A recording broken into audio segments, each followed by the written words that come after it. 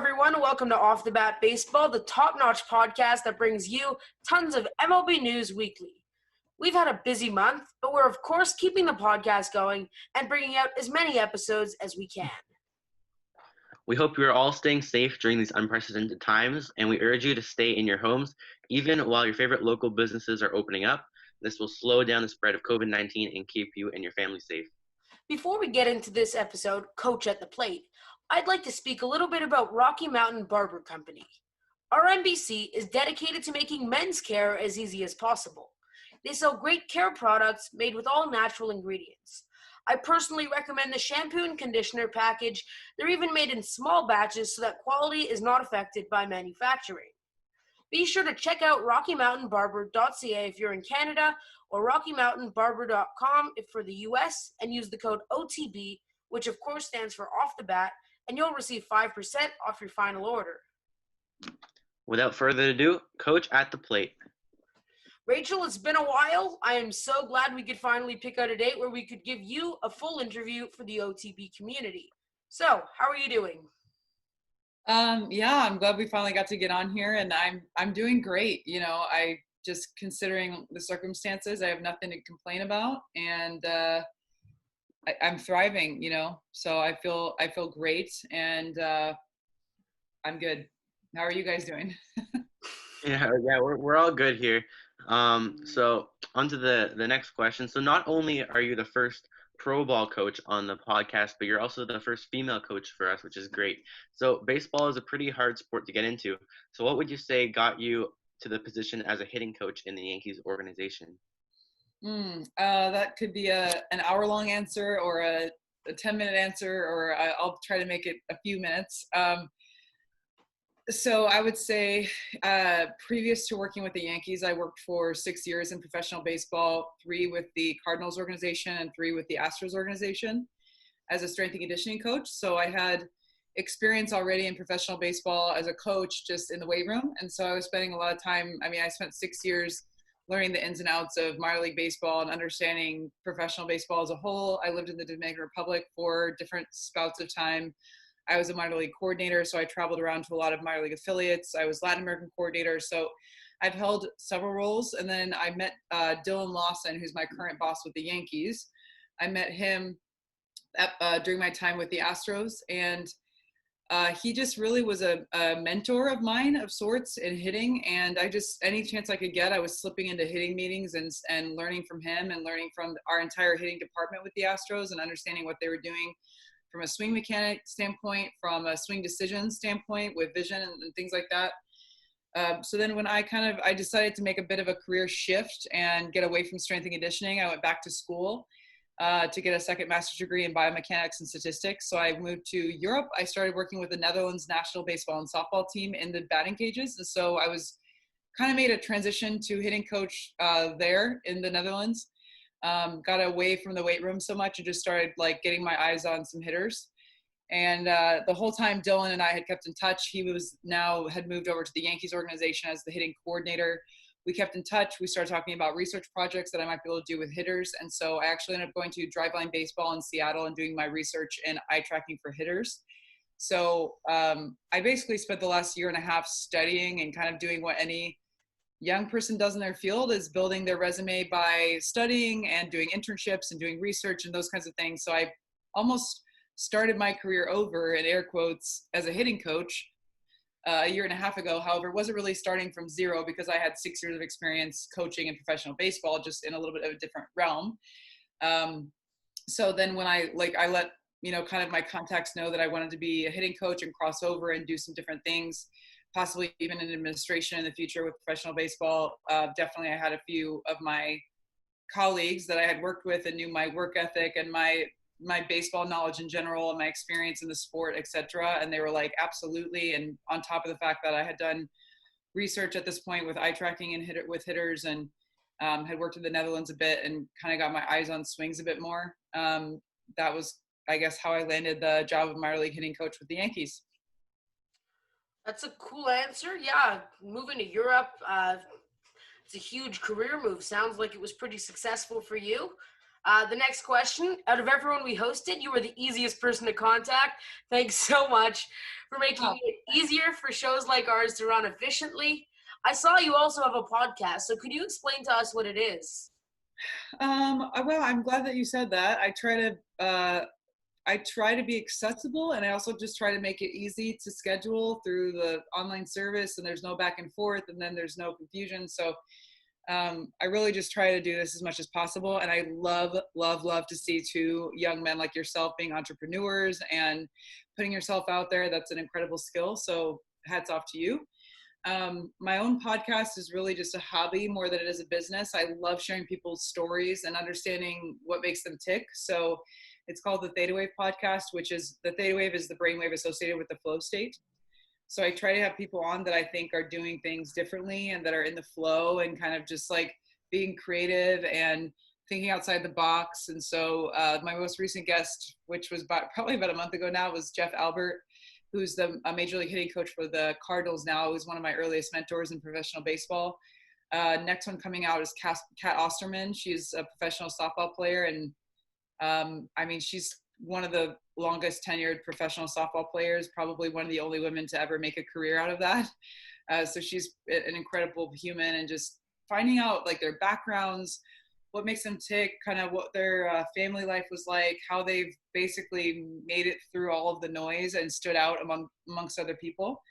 So yeah, that's it's more of just a hobby of sharing people's stories and getting out cool people, out into the world and spreading their experiences.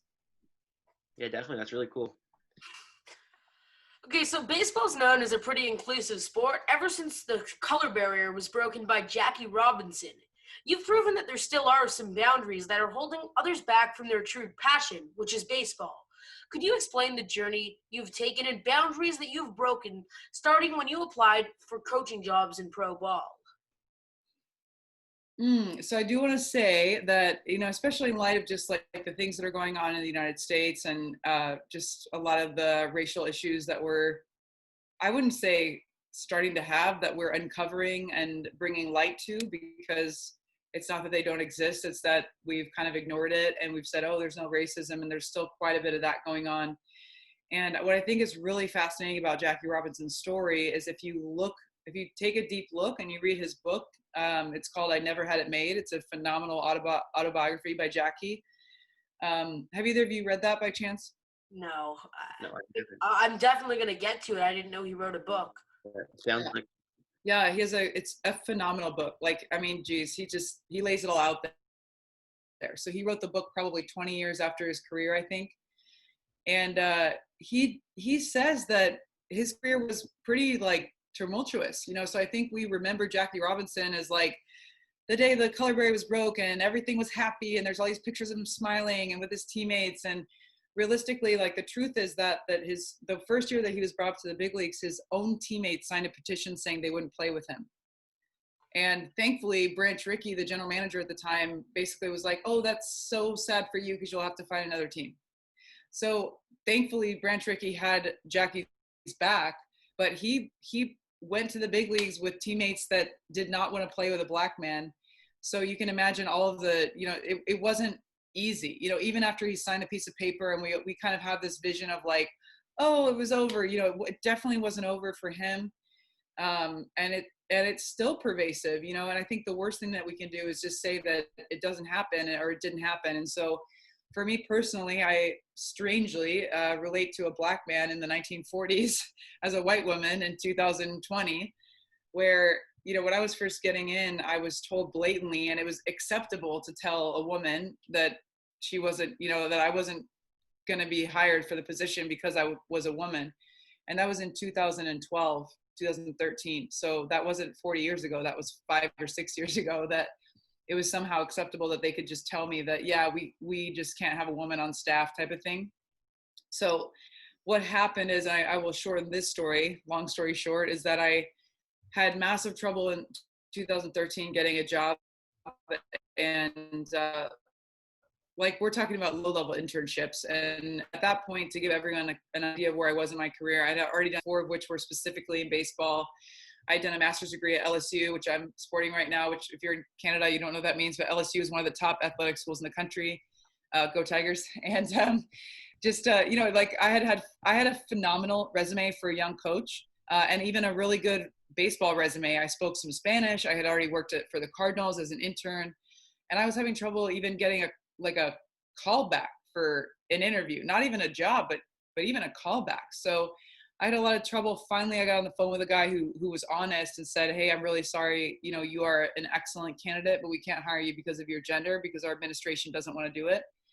And I just no longer was naive to the fact that was really going to be holding me back. So the next season, I sat out that season. I waitressed. I worked at Lululemon. I did another internship at Arizona State. The next season coming around, I changed my name on my resume from Rachel to Ray, mostly because I was so desperate that I just thought, well, maybe I'll just get on the phone with someone. Maybe they'll just call me and I'll be able to wow them and impress them. And they'll say, wow, we can actually hire this woman. Because I wasn't even getting a phone call. Like, forget the interview, forget the job, So I was just hoping that would happen, and it worked. So I got a bunch of email responses immediately when I was sending out my resume saying, hey, we're interested, we'll be in touch, type of thing.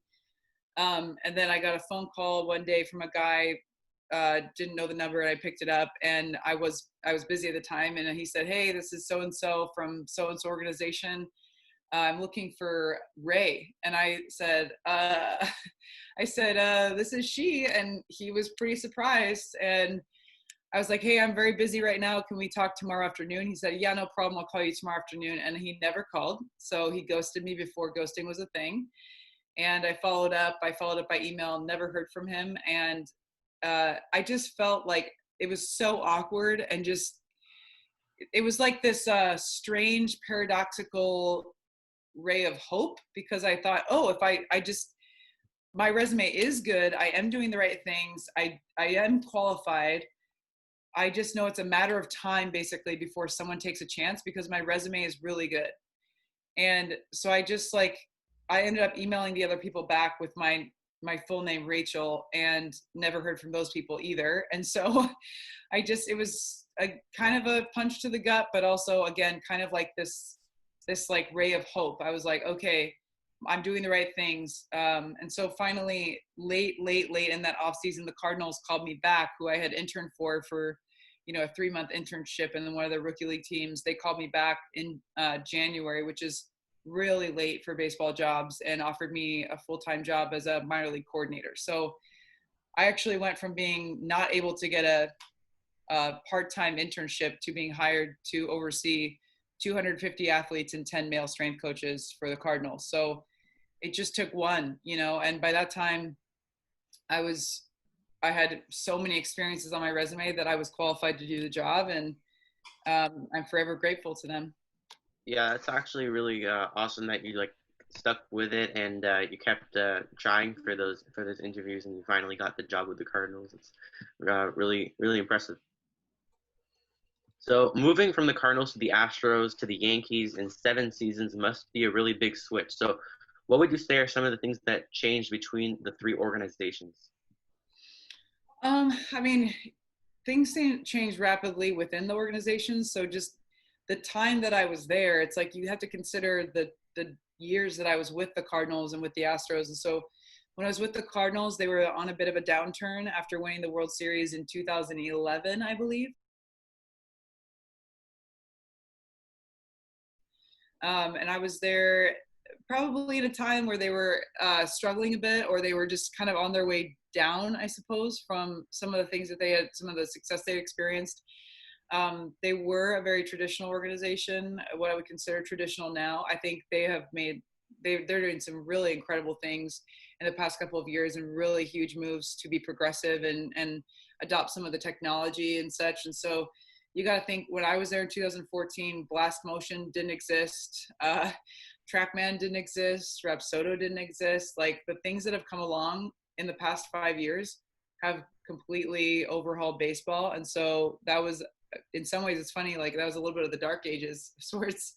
So that was interesting. And then moving to the Astros, I basically went to the other end of the spectrum, where they were adopting every technology way out front. the technology wasn't even good, and they were using it, and they were experimenting and developing and working with the companies. Jeff Luno, who is now out of a job, but I mean, I will, like the controversy with the Astros, I can only speak from my personal experience working there for 3 years, that there were some really brilliant people who were extremely out of the box thinkers, extremely forward thinking, going beyond to try to find the next thing or the different thing that's going to set people apart. And I definitely took a lot from that organization in that way, where they were extremely progressive to the point where we would buy a technology and it would massively fail. And we were just like, well, that's what you get for trying something different, you know? So we definitely there were very ahead of the game.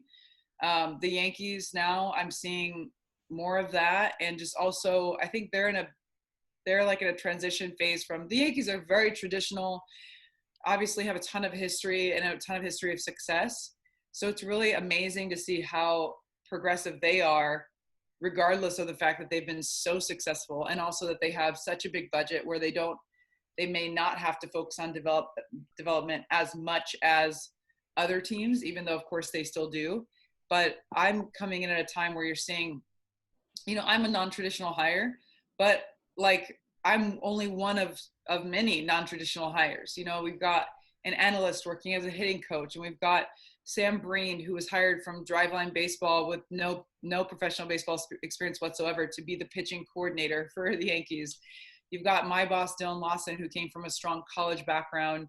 I mean, played Division III baseball and didn't even do that well, and then coached at a low level of college and had 2 years with the Astros, and now he's the hitting coordinator for the Yankees. So I'm probably the most obvious progressive hire, you know, but there's so many progressive hires that are going on there. So they're making huge changes with player development, and I think shifting their philosophy a little bit from traditionally where, you know, the Yankees are thought of as like buying players and using their big budget, where they're like, no, actually we have this huge minor league system, you know, like let's use it and let's really focus on development.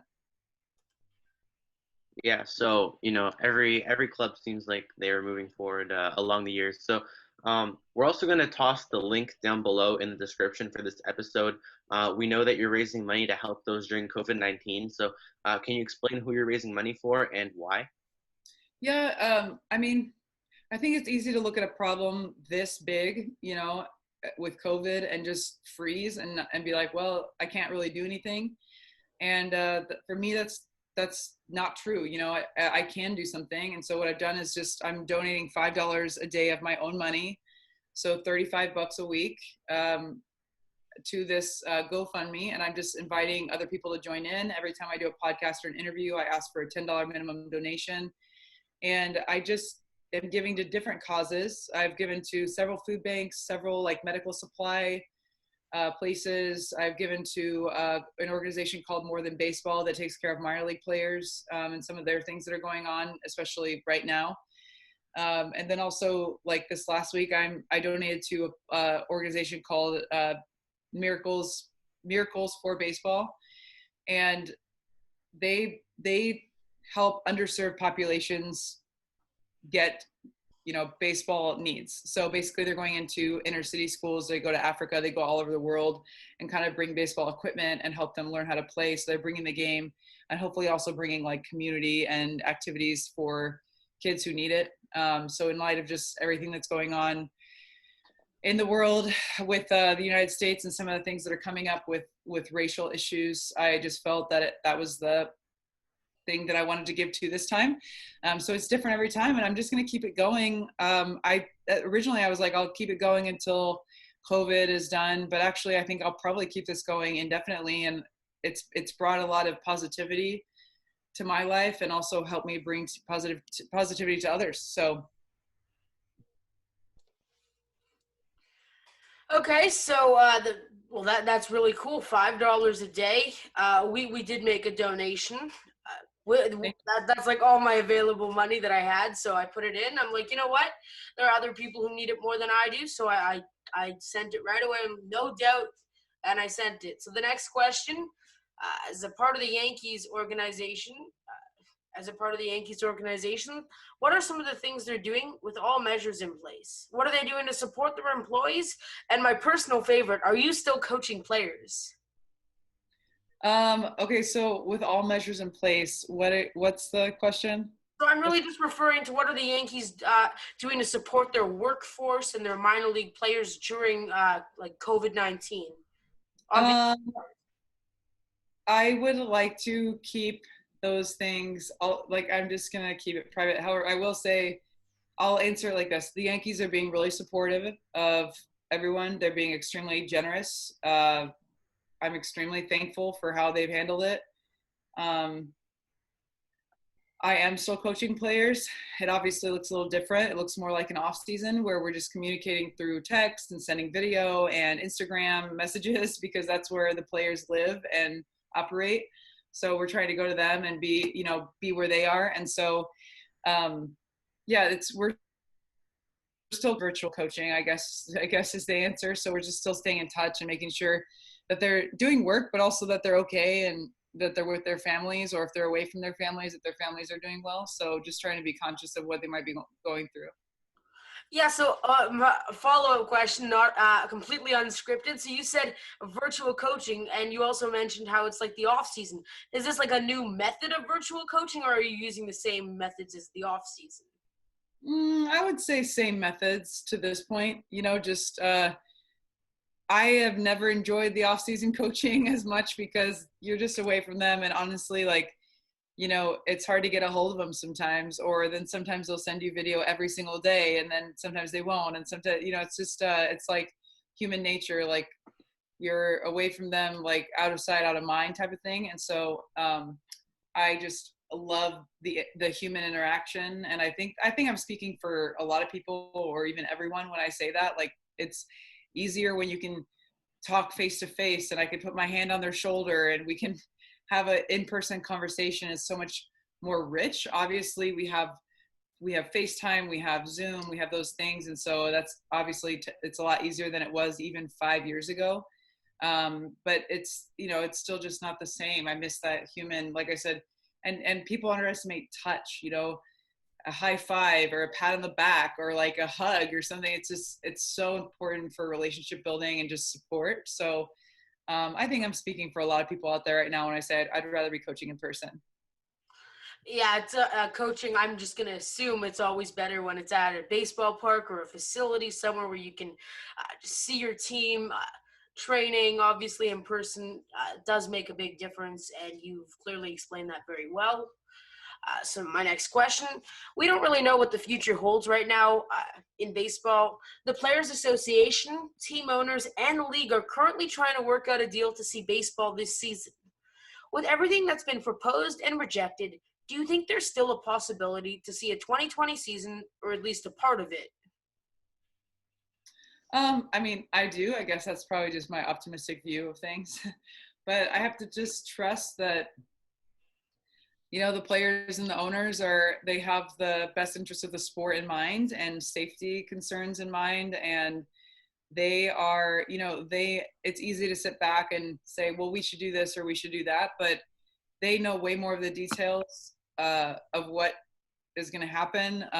Like I said, safety concerns, also just like players having to be away from their families for a certain amount of time and and what cities, and there's so many complicated things to think through that I have to trust that they have all the details and many more details than I do. So I'm optimistic that there'll be a season, but either way, I think the priority is just making sure that everyone is safe and, that the best interest of the sport is in mind. And so, yeah, I just have to trust that they're doing their best to do what's best for the game.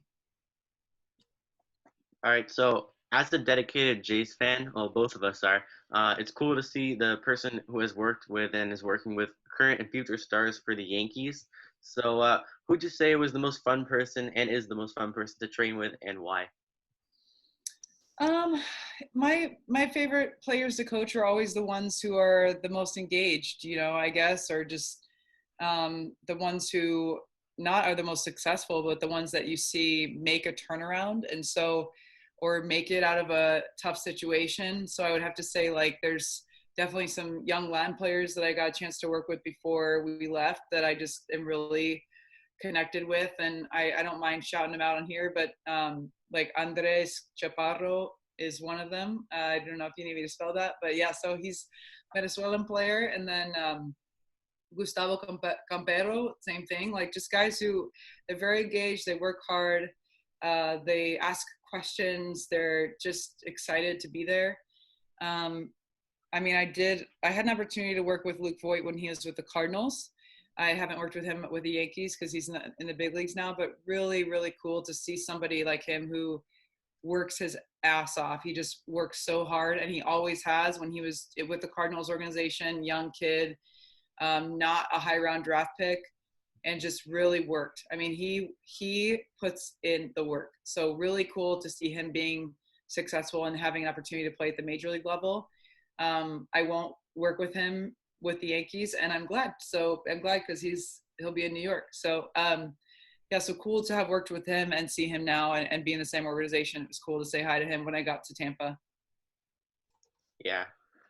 So we're not sure if the season will be, if there will be a season this year. But many players don't want to be away from their families to play baseball, even on very expensive contracts. So since you're a coach in pro ball, how would starting the season affect you?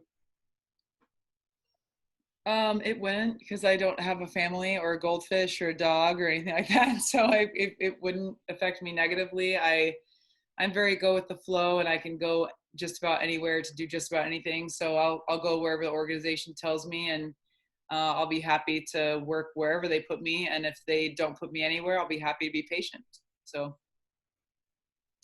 Well said. That was it was a great answer.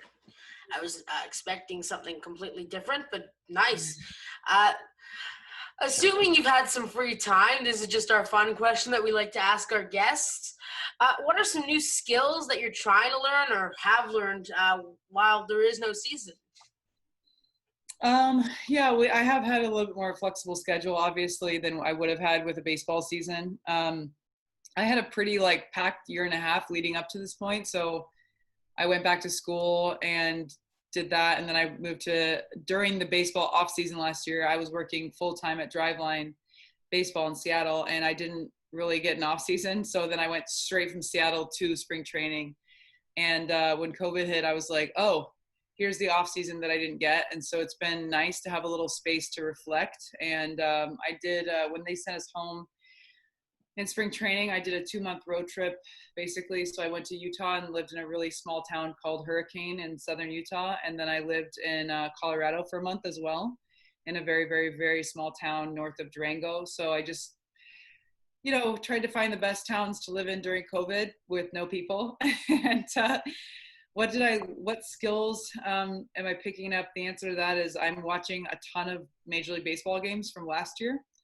And I'm trying to work, basically my skills that I'm picking up are just learning our internal systems with the Yankees and really studying data that we have on our own players. And so I would consider myself scouting. I'm just learning about our players from the analytics side of things and understanding where they sit in the organization and what their averages are for the internal statistics that we have, and watching baseball because for 10 years I played softball in college.